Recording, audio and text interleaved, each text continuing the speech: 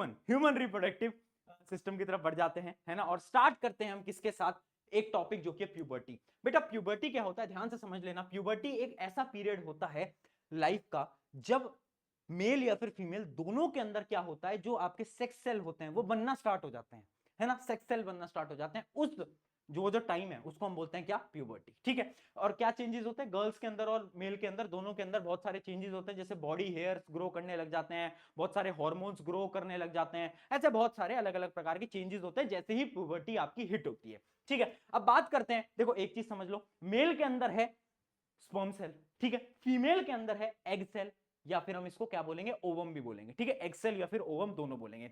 याद रखना प्रोसेस क्या होता है, एक एक करके जान लेते हैं। सबसे पहले मेल पढ़ते हैं, फिर फीमेल पे आएंगे। देखो मेल रिप्रोडक्टिव ऑर्गन में क्या है, ये डायग्राम बहुत ज्यादा इंपॉर्टेंट है और ध्यान से समझना, डायग्राम की मदद से स्टोरी वे में हम समझ लेंगे। ये जो आप नीचे देख पा रहे हो ये होता है स्क्रोटम। स्क्रोटम एक ऐसा मस्कुलर चीज होती है जिसके अंदर आपके टेस्टीज होते हैं। अब टेस्टीज बहुत इंपॉर्टेंट है, इसके दो काम है, क्या, एक तो टेस्टोस्टेरोन हार्मोन बनाता है, और ये क्या करता है, आपके जो स्पर्म सेल है वो यही बनाएगा। ठीक है। अब क्या होगा, आपकी जो स्पर्म सेल है वो एक ट्यूब है, ये जो ट्यूब आप देख पा रहे हो इसको हम बोलते हैं वास डेफरेंस। क्या बोलते हैं, वास डेफरेंस। इसकी मदद से स्पर्म सेल को ऊपर ले जाएगा। अब जैसे ही ऊपर ले जाएगा तो दो गुंडे बैठे होंगे। कौन है दो गुंडे, दो गुंडों का नाम है, एक तो है आपका सेमिनल वेसिकल और एक है आपका प्रोस्टेट ग्लैंड। अब ये दोनों गुंडे बोलते हैं हम आपकी मदद करेंगे। हमने पूछा कैसे मदद करोगे, तो ये कुछ लिक्विड सब्सटेंस दे देते हैं जो कि स्पर्म सेल में मिल जाता है। अब उससे क्या होता है, उससे बहुत कुछ होता है, ध्यान से रखना, ये कुछ ऐसी चीजों को ऐड करते हैं जिसकी मदद से क्या होता है, आपके स्पर्म सेल को नरिशमेंट मिल जाता है और बहुत इजीली वो ट्रेवल कर पाता है। और अब ये जो आपका स्पर्म सेल था ये मिलजुल के बन जाता है सीमेन। क्या बन जाता है बेटा, सीमेन। ठीक है, अब ये बन चुका है सीमेन। अब ये क्या होता है, आपका स्पर्म सेल आगे आता है और ये जो आप देख पा रहे हो यूरेथ्रा, और ये आपका पीनस है और ये यूरेथ्रा है। यूरेथ्रा की मदद से क्या होता है, आपका जो सीमेन है वो बाहर चला जाता है। ठीक है, तो मेल का तो पूरा का पूरा ये पार्ट था, है ना। अब एक चीज याद रखना, स्क्रोटम की एक चीज याद रखना कि जो ये जो आप स्क्रोटम देख पा रहे हो ये बॉडी के आउटर पार्ट में क्यों होता है, क्वेश्चन पूछा जाता है। क्योंकि पहली चीज, एक तो ये क्या करता है, स्पर्म प्रोडक्शन को रेगुलेट करता है ना, स्पर्म प्रोडक्शन को। क्योंकि इसका जो टेम्परेचर है ना बेटा वो बॉडी से डिफरेंट रहना चाहिए, है ना। जो स्पर्म प्रोडक्शन के लिए जो टेम्परेचर है ना वो थोड़ा अलग होना चाहिए। इस वजह से आपका ये जो स्क्रोटम है ये बाहर होता है बॉडी के। ठीक है, ये एक इंपॉर्टेंट फीचर है। आई होप यहां तक आपको समझ आ गया होगा। Scrotum, testis, vas deferens, seminal vesicle, prostate gland और आपका क्या है, यूरेथ्रा पेनिस। ये डायग्राम बहुत इंपॉर्टेंट है, इसको आपको याद रखना है। ठीक है, चलिए बेटा अब बढ़ जाते हैं आगे फटाफट से। अब देखते हैं क्या कि प्रोसेस होता क्या है। तो उसके लिए आपको एक बार फीमेल और बता देता हूं, फिर आपको रिप्रोडक्शन बता दूंगा। देखो अब ये फीमेल है, ये आप देख पा रहे हो वेजाइना है, ये जो बीच में आप देख पा रहे हो ये है क्या, सिर्विक्स। अब देखना बेटा ये बीच में क्या है, यूट्रस, है ना। तो अब ये जो यूट्रस और वेजाइना को जो सेपरेट करता है ना बीच से, इसको हम बोलते हैं क्या, सर्विक्स। अब देखना इसमें जो ट्यूब लाइक स्ट्रक्चर है जिसको हम बोलते हैं फेलोपियन ट्यूब, और फेलोपियन ट्यूब के एंड में है ओवरी। ये क्या है, ओवरी। ओवरी क्या करेगी, फीमेल गैमेट यानी ओवम को रिलीज करेगी, है ना। किसको, ओवम को या फिर एग सेल को रिलीज करती है। ठीक है, अब देखना बेटा होगा क्या, स्पर्म सेल जो है वो आएगा यहां से अंदर जाएगा, और स्पर्म सेल बेचारा जाते जाते जाते जाते जाते फेलोपियन ट्यूब में जाएगा। और अगर यहां पर ओवरी ओवरी ने एग को रिलीज कर रखा होगा तो स्पर्म सेल और जो फीमेल सेल है वो दोनों क्या कर जाएंगे, फर्टिलाइज कर जाएंगे। तो साइट ऑफ फर्टिलाइजेशन क्या है, एमसीक्यू के अंदर क्वेश्चन आता है, फेलोपियन ट्यूब। फेलोपियन ट्यूब के अंदर क्या होता है, फर्टिलाइजेशन होता है। उसके बाद क्या होगा, आपका जाइगोट बन जाएगा। अब जो जाइगोट है वो बाहर की तरफ आएगा और वो यहां पर आकर इंप्लांट हो जाएगा, है ना। यहां पर आकर क्या हो जाएगा, इंप्लांट हो जाएगा। और इस प्रोसेस को हम बोलते हैं इम्प्लांटेशन।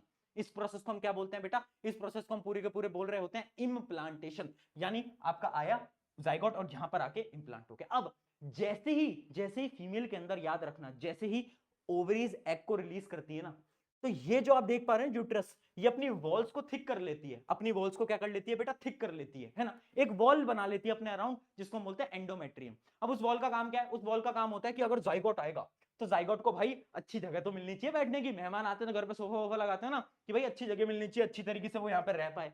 तो इस वजह से वो अपनी वॉल्स को क्या कर लेती है, थिक कर लेती है यूट्रस। ठीक है, अब ये जाइगोट यहां पर आ जाता है, फिर जाइगोट धीरे धीरे एम्ब्रियो बनता है, एम्ब्रियो फीटस बनता है, और फीटस क्या बन जाता है, न्यू बॉर्न बेबी के अंदर कन्वर्ट हो जाता है।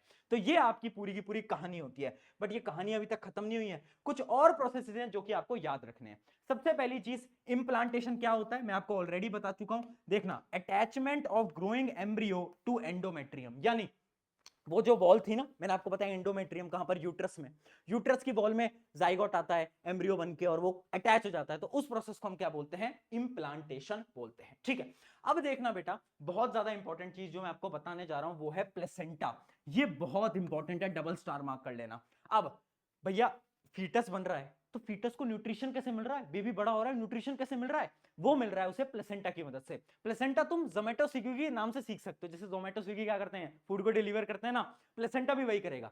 मदर के ब्लड से फूड और मिनरल्स को क्या करेगा, बेबी तक पहुंचाएगा, यानी एम्ब्रियो तक पहुंचाएगा। ठीक है, और जितना भी वेस्ट पार्टिकल होगा एम्ब्रियो क्या, वो मदर तक पहुंचाएगा, है ना। तो ये एक तरीके से स्विगी जोमेटो की तरह कर रहा है, खाने को इधर उधर कर रहा होता है। तो याद रखना, प्लेसेंटा क्या होता है, स्पेशलाइज्ड टिश्यू होता है जिसकी मदद से फूड और न्यूट्रिएंट्स आपके ग्रोइंग एम्ब्रियो को क्या कर पाते हैं, मिल पाते हैं। ठीक है, कैसे मिल पाते हैं, तो याद रखना ये जो प्लेसेंटा होता है इसकी वॉल्स पे विलाय होते हैं। विलाय हमने पहले चैप्टर के अंदर लाइफ प्रोसेस के अंदर पढ़ा था। ठीक है, विलाय होते हैं, वो क्या करते हैं, वो लार्ज सरफेस एरिया देते हैं टू अब्जॉर्प्शन, है ना। तो जितना भी न्यूट्रिएंट्स आते हैं फीमेल की ब्लड के अंदर, जो आपकी मदर के ब्लड के अंदर, वो सारे के सारे न्यूट्रिएंट्स को अब्सॉर्ब करके वो क्या करता है, यहां पर भेज देता है। किसकी मदद से हो पा रहा है सारा काम, प्लेसेंटा की मदद से। तो याद रखना, ऑक्सीजन वगैरह जितनी भी चीजों की सप्लाई है कौन कर रहा है भैया, ये कर रहा है प्लेसेंटा। तो प्लेसेंटा की वजह से जो बेबी है वो बड़ा हो पाता है, फीटस के अंदर कन्वर्ट होता है और फिर फाइनली बेबी के अंदर बन पाता है। ठीक है, अब अगली बात करते हैं मेंस्ट्रुएशन साइकिल के बारे में। मेंस्ट्रुअल साइकिल, देखो मेंस्ट्रुअल साइकिल क्या होती है, देखना बेसिकली एक चीज मैंने आपको बताई, हर मंथ, याद रखना एवरी मंथ क्या होता है, जो फीमेल ओवरी है वो एग को प्रोड्यूस करती है। अब क्या हुआ, दो कंडीशन है, जैसे ही समझना, जैसे ही एग को रिलीज करा, तो भाई जो यूट्रस थी वो तो खुश हो गई, यूट्रस ने बोला कि हम तो अपनी वॉल्स को थिक कर लेते हैं, क्योंकि मेहमान आएंगे तो सोफे पे तो बैठाना पड़ेगा, तो एंड्रोमेट्रियम थिक हो जाती है। अब क्या होता है भैया, दो कंडीशन बनती हैं, या तो स्पर्म सेल आ जाए और फर्टिलाइजेशन आज हो जाए, या तो फर्टिलाइजेशन हो जाए तो भैया जाइगोट आएगा और वो सोफे पे बैठ जाएगा। बट एक ऐसी भी तो कंडीशन बन सकती है कि क्या होगा, फर्टिलाइजेशन नहीं होगा।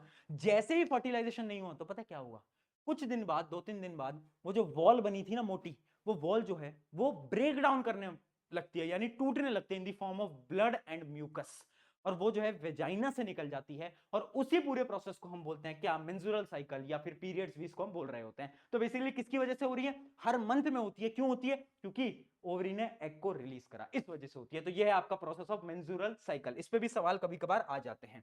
ठीक है, अब बढ़ जाते हैं आखिरी टॉपिक की तरफ, जो कि है रिप्रोडक्टिव हेल्थ। देखना, रिप्रोडक्टिव हेल्थ में हमें क्या करना है, दो चीजें हैं, एक तो हमें पॉपुलेशन को कंट्रोल करना है, इंडिया में बहुत ज्यादा रिक्वायरमेंट भी है, दूसरी चीज हमें एसटीडीज से बचना है, यानी सेक्सुअली ट्रांसमिटेड डिसीज से बचना है। ये दो काम हमें करके देने हैं। ठीक है, तो पहली चीज देखते हैं कि एसटीडीज कौन से होते हैं। नाम याद रखना, दो टाइप के एसटीडीज होते हैं, एक होते हैं जो कि बैक्टीरिया से फैलते हैं, एक वो होते हैं जो कि वायरस से फैलते हैं। नाम याद रखना, बस इतना कर लेना। पहली चीज, बैक्टीरिया के एग्जांपल हैं गोनोरिया और syphilis, gonorrhoea syphilis by the help of bacteria. उसके अलावा वायरल, जो वायरस है उससे कौन फैलता है, एड्स, एड्स के बारे में सबको पता ही होगा। उसके अलावा वॉट्स एक और होता है, तो वॉट्स और एड्स किसकी मदद से, वायरस, और ये बैक्टीरिया की मदद से। ये बस एग्जांपल याद रखना, कभी कभार एमसीक्यू के अंदर क्वेश्चन पूछ लिया जाता है। अब देखते हैं सम कॉमन कॉन्ट्रासेप्टिव डिवाइसेस, यानी अगर हमें पॉपुलेशन कंट्रोल करना है तो हमें कॉन्ट्रासेप्टिव मेथड्स को यूज करना पड़ेगा। कौन से हैं, चार प्रकार के हैं, बड़े सिंपल हैं। पहला है मैकेनिकल मेथड, यानी हम बात कर रहे हैं इसके अंदर कॉन्डम्स की, जो कि फर्टिलाइजेशन को रोक देते हैं। अगला होता है आपका केमिकल मेथड। केमिकल मेथड्स के अंदर बहुत सारी पिल्स आती हैं, कुछ ऐसी पिल्स आती हैं जिससे कि आपका जो फर्टिलाइजेशन है, जो एग फॉर्मेशन है फीमेल के अंदर, उसको रोका जा सकता है। और अगला मेथड होता है आईयूसीडी। वैसे केमिकल मेथड जो है वो सजेस्ट नहीं किया जाता क्योंकि उसके साइड इफेक्ट होते हैं। आईयूसीडी, आईयूसीडी क्या है, इंट्रा यूट्रीन कॉन्ट्रासेप्टिव डिवाइसेस। इसमें क्या होता है, सर्जरी के थ्रू एक कॉपर टी होता है जो कि फीमेल के वेजाइना में इंसर्ट किया जाता है, यानी सर्जरी के थ्रू। अब होता क्या है, स्पर्म सेल जाता है, स्पर्म सेल को कहां जाना था, फेलोपियन ट्यूब में, बट वो रुक जाता है, क्यों, क्योंकि वहां पर उसकी रुकावट में कॉपर टी। तो जैसे ही स्पर्म सेल गया, अब वो रुक गया यहाँ पर, अब वो आगे नहीं बढ़ पा रहा। अब जब वो आगे नहीं बढ़ पा रहा तो क्या फर्टिलाइजेशन होगा, बिल्कुल नहीं होगा। लास्ट देखते हैं सर्जिकल मेथड। दो टाइप के सर्जिकल मेथड होते हैं, एक होता है वेसिक्टोमी, जो कि मेल के अंदर होता है। इसके अंदर क्या होता है, जो आपका वास डिफरेंट होता है, मैंने बताया था ना, ट्यूब होती है वास डिफरेंट, उसको कट करके टाई अप कर दिया जाता है, उससे क्या होता है, स्पर्म ही नहीं आता, है ना। सिमिलरली ट्यूबेक्टोमी होता है किसके अंदर, फीमेल्स के अंदर, जिसमें क्या होता है आपका, जिसमें आपका जो हम फेलोपियन ट्यूब की बात कर रहे हैं, वो फेलोपियन ट्यूब को कट करते हैं, टाई कर देते हैं। अब उससे क्या होता है, कोई भी स्पर्म सेल आ ही नहीं सकता, है ना, कोई भी स्पर्म सेल नहीं आ सकता, ना ही ओवरी में से जो ओव्यूल है वो आगे आ जाएगा, कुछ भी नहीं हो सकता, ओवम भी आगे नहीं आ सकता, है ना। तो यानी वेसिक्टोमी किसके अंदर होता है, मेल के अंदर, ट्यूबेक्टोमी किसके अंदर होता है, आपके फीमेल के अंदर। इतना आपको याद रहना चाहिए। और यहां पर आपका चैप्टर हो गया समाप्त। फटाफट से बता दो कुछ इंपॉर्टेंट क्वेश्चन, जल्दी से बताना कमेंट के अंदर। 2 सवाल मैं आपसे पूछूंगा, एबीसीडी में से आंसर देना। पहला क्वेश्चन ये रहा आपकी स्क्रीन के ऊपर, जल्दी से कमेंट करके बताओ। और दूसरा क्वेश्चन ये रहा आपकी स्क्रीन की तरफ। अगर आपको चैप्टर पसंद आया अपने दोस्तों के साथ शेयर जरूर करना। शुक्रिया, मिलते हैं नेक्स्ट लेक्चर के अंदर।